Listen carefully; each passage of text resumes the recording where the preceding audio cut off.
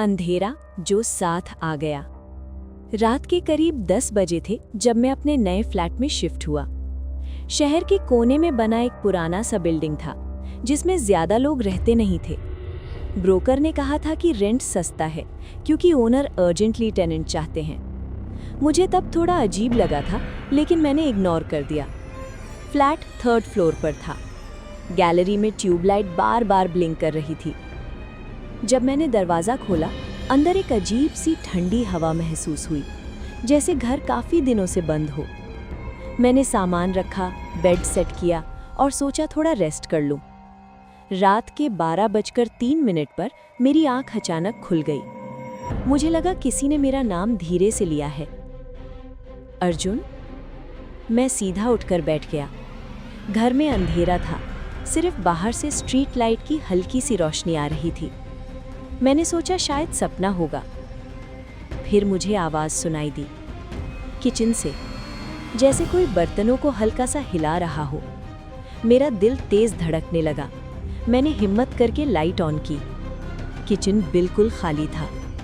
मैं वापस बेडरूम में आया, लेकिन अब बेड के पास फ्लोर पर गीले पैरों के निशान थे, जैसे कोई पानी में चलकर अभी अभी अंदर आया हो। लेकिन मैंने तो दरवाज़ा बंद किया था। मेरा गला सूख गया। मैंने फ़ोन निकाला और बिल्डिंग के गार्ड को कॉल करने लगा। नेटवर्क 0। तभी बाथरूम का शावर खुद से ऑन हो गया। पानी गिरने की तेज आवाज़ पूरे फ्लैट में गूंजने लगी। मैं धीरे धीरे बाथरूम की तरफ बढ़ा। दरवाज़ा आधा खुला था। अंदर से ठंडी हवा आ रही थी। मैंने दरवाज़ा पूरा खोला। शावर चल रहा था और मिरर पर उंगली से लिखा था, तुम वापस क्यों आए। मैंने पीछे मुड़कर देखा। बेडरूम की लाइट बंद हो चुकी थी। अब पूरा घर अंधेरे में था, सिर्फ बाथरूम का पानी गिरने की आवाज़।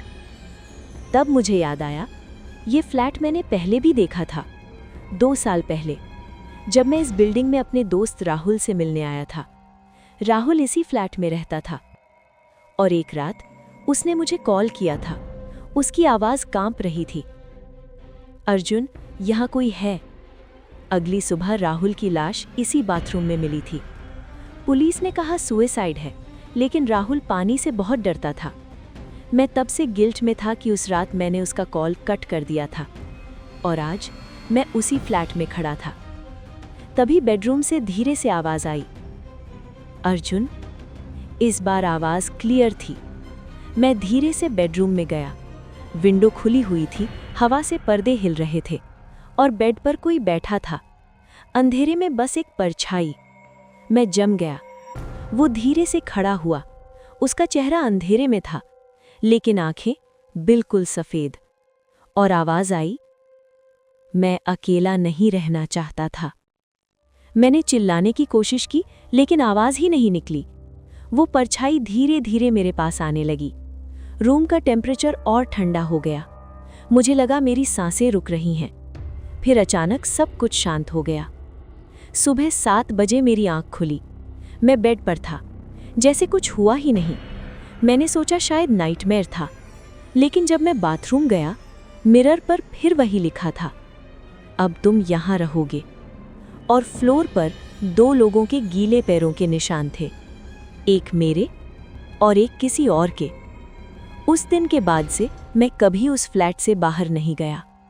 लोग कहते हैं 3rd फ्लोर का फ्लैट हमेशा बंद रहता है, लेकिन कभी कभी रात को 12:03 पर अंदर से किसी की आवाज़ आती है।